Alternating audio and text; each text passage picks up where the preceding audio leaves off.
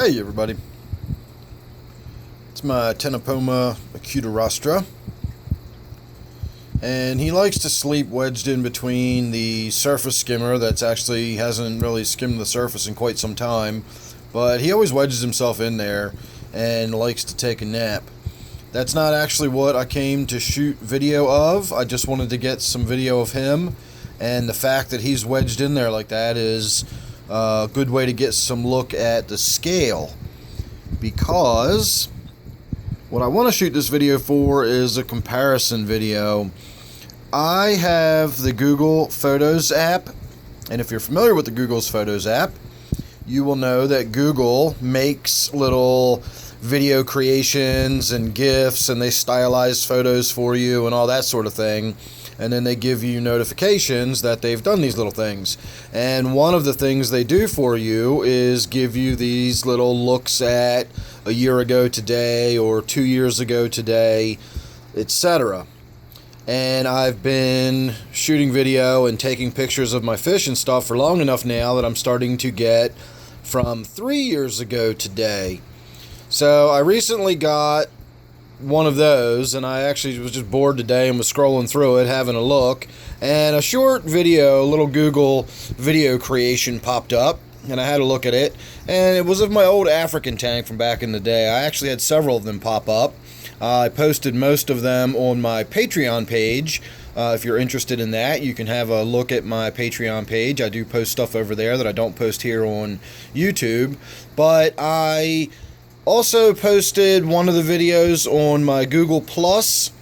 You can follow me on Google Plus if you want. I do post pics, videos, and GIFs over there as well. But I can't share it to YouTube. I was going to actually just bring the video right here to YouTube. And I can never share my Google creations with YouTube, which is one of the reasons I had trouble when YouTube took away the video editor. It's not compatible when my phone uploads to my Google app, my Photos app. I can't then get it to YouTube. So what I'm going to do is give everybody a nice long look at my Synodontis catfish here. These rainbow fish were not in the tank, but if you look and see the larger Congo tetras, not some of the smaller ones that are newer, but some of those larger Congo tetras, and then of course my Tenopoma, were all over in my African tank.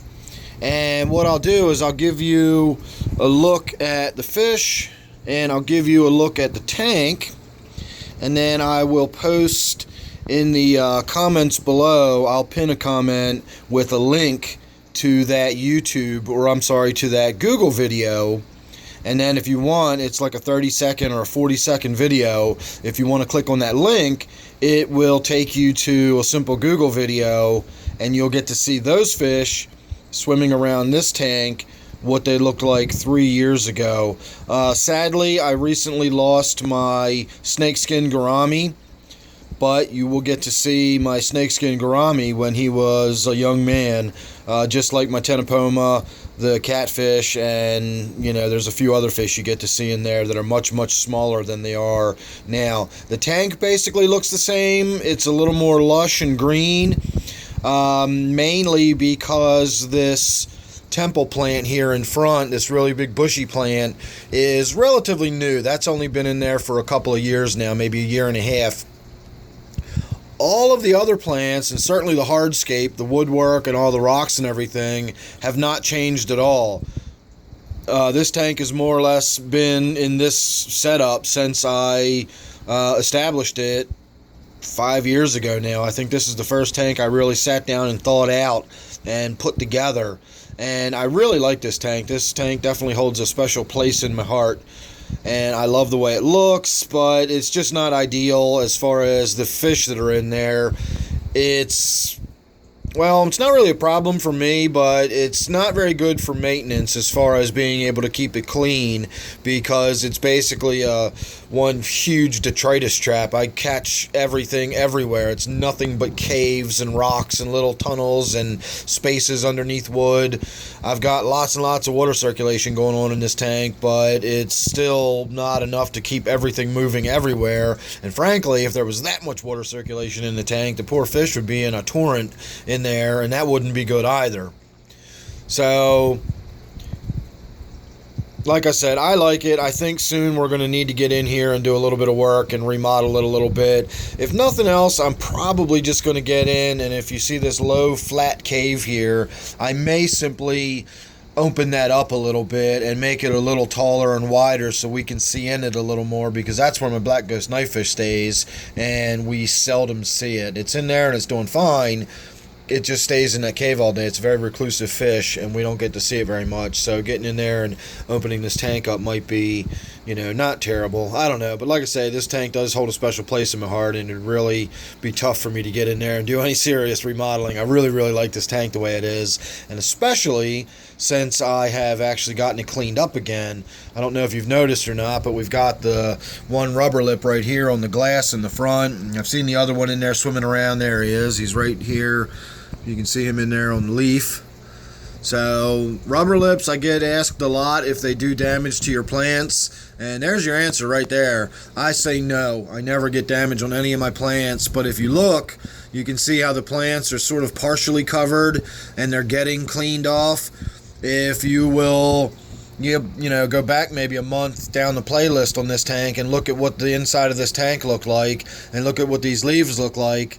I killed everything off with the red slime cyanobacteria remover from ChemiClean, and it did a fantastic job at killing everything. And then once it got everything killed off, those two rubber lips in here have been going to town on this tank, and they're really getting it nice and cleaned up again, and I'm really, really happy with it. So there's your answer right there as far as do rubber lips damage plants? No, they do not. They keep your plants looking beautiful.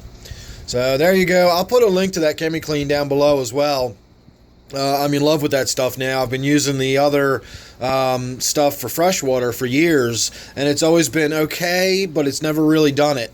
It's always left some stuff behind.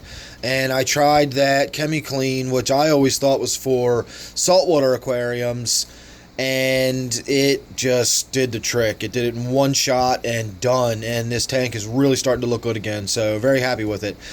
Don't forget to look down below in the comments, and you will see a link to that Google video, and you'll get a blast from the past. You'll get to see the fish we looked at the beginning of the video, very, very much younger in this tank, when this tank itself was very much younger. So make sure you're subscribed. Don't forget to go check me out over there on my Patreon page if you're interested in that. I'll put a link down below to that as well. And don't forget, this one is my Black Ghost Knifefish tank now, even though it used to be called my African tank way back in the day when I first set it up. So thanks again. I'll see you real soon in the next one.